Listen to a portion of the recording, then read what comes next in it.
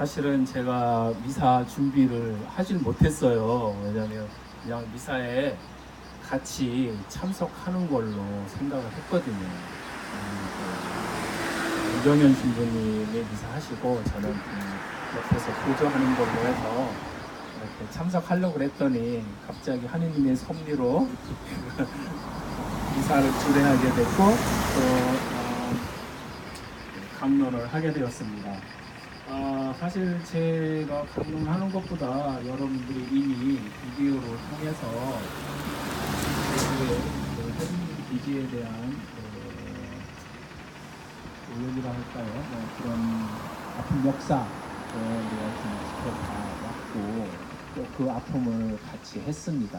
그 영상을 통해서 이미 다 여러분들이 심각성을 깨달았을 것이다 생각이 듭니다. 근데 우리는 그거와 더불어서 이 제주가 사실 어제 우리 버스 기사님도 얘기해 주셨지만 이미 국가의 폭력 앞에 아픈 역사를 갖고 있잖아요. 제주 4.3 사건으로 통해서 거의 3분의 1 이상이 죽었다고 그러잖아요. 통계적으로. 그리고 그게 해방되고 나서부터 바로 그 이듬해인가요? 은퇴 전부터 시작해서 한국경제까지 끝난 후에도 끝났다든가 그때까지도 아픈 역사를 제주도가 갖고 있는데 이번에 또 국가의 폭력인 거죠. 이 폭거인데 이 폭거 앞에 또 이 소수의 강정 마을 사람들 아니면 제주의 그 아픔들이 다시 되살아나지 않나 하는 그런 생각을 갖게 됩니다. 상당히 안타까운 일이죠. 우리가 평화를 추구하고 예수님께서도 부활하신 후에 제자들에게 평화가 너희와 함께 이렇게 인사를 하셨어요. 이 평화의 아픔, 이 평화를 깨뜨리는 이런 사건들이 일어나는 것에 대해서 굉장히 공판할 일입니다. 우리가 이 나라의 평화가 다시 한번 재정립되고 또 구축될 수 있도록 여러분들의 기도 또 저의 기도 그리고 활동하시는 분들이 힘차게 활동할 수 있도록 많은 응원이 필요할 것이다 생각이 듭니다. 우리가 좀 더 깊이 이 평화를 생각해 볼 때 일부의 힘 있는 사람들은 그런 얘기를 합니다. 우리가 군사적으로 아니면 경제적으로 힘이 있지 않으면 어떻게 평화가 이루어질 수 있는가 이런 얘기를 해요. 엄밀히 말하면 사실은 평화가 아니죠. 오히려 더 긴장 상태를 구축을 해서 그들이 더 이득을 취하게끔 만드는 시스템을 구축하는 것이다 생각이 듭니다. 이쪽 한쪽 편에서 다른 쪽을 힘으로 누르기 위한 그런 군비나 경제적인 그런 힘을 갖춘다면 이 상대 쪽은 또 그거에 맞서서 더 많은 군비를 구축하려고 그럴 겁니다. 그렇게 되다 보면 서로가 긴장 상태가 계속 유지되고 계속 치닫는 것이죠. 엄밀히 얘기해서 이 평화라는 것은 그런 군비 하충을 하지 않는 상태. 그러니까 사실은 무기들을 다 없애야 되는 거죠. 온 세상에 있는 무기들. 그래야 이 평화가 이루어지는 것입니다. 사실. 근데 우리는 그런 생각을 못해요. 그냥 힘으로써 다른 그 상대방이 일어나지 못하게끔 하는 게 평화라고 생각을 합니다.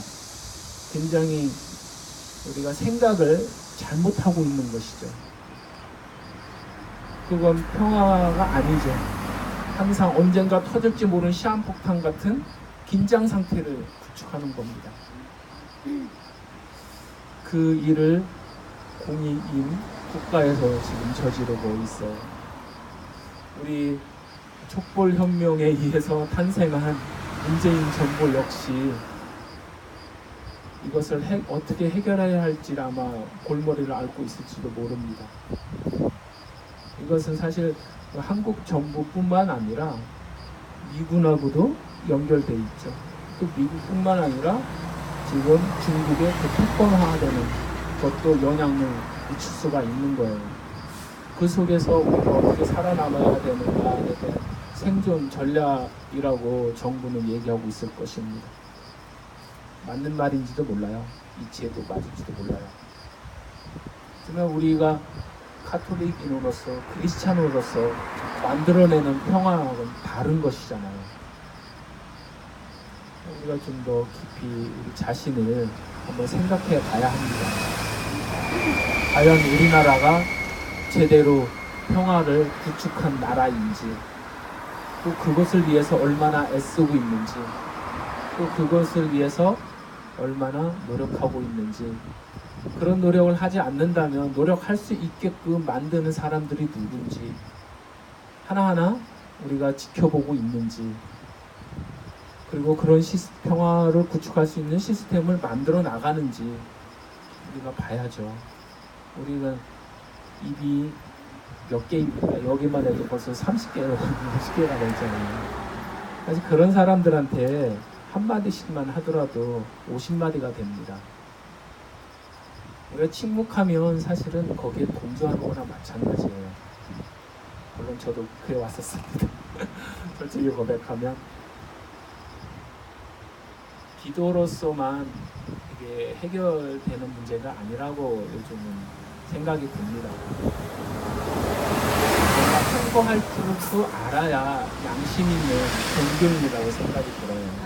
특히 이 자리에 와서 우리가 좀 더 생각을 좀 깊게 해보고, 과연 평화를 주님께서 우리에게 항상 외치고 있었는데 그 평화를 우리는 어떻게 실현시키고 또 수행하고 있는지, 그냥 귀로만 듣고 말은 하지 않고 가슴으로만 새기고 있는지, 그런 올바른 양심 있는 행동이 아니라고 생각이 듭니다.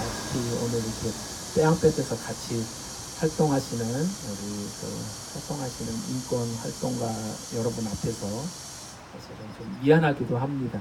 근데 또 그것은 우리의 본분하고 또 역할이 또 달라질 수 있기 때문에 우리의 그 자리에서 우리는 얼마나 목소리를 크게 내고 있는지 한번 생각해 보시면서 좀 더 우리가 한 우물 안의 개구리처럼 그 수도원 안에서만 외치는 것이 아니라 때때로는 좀 다른 사회활동가랑 이렇게 직접적인 연대를 못할 수도 있지만 가끔 이렇게 참여해서 힘을 보태주는 그런 역할, 이런 것도 하나의 그 평화로 가기 위한 시스템을 구축하는 것이 아닌가 하는 생각을 가져보면서 오늘 마치도록 하겠습니다.